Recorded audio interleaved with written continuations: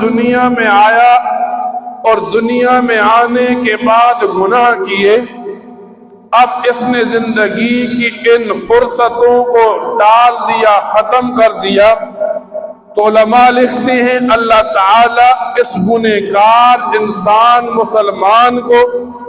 3 طریقوں سے سزا دیتے ہیں۔ فرمایا پہلا طریقہ نکیر کا ہے،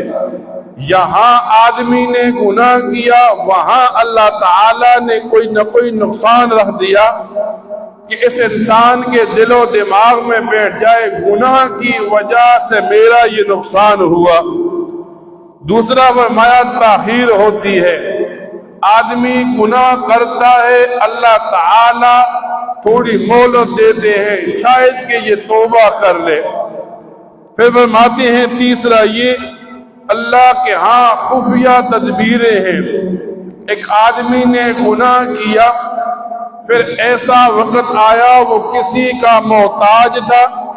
اللہ تعالیٰ نے اس وقت سزا کے طور پر کوئی کر دیا،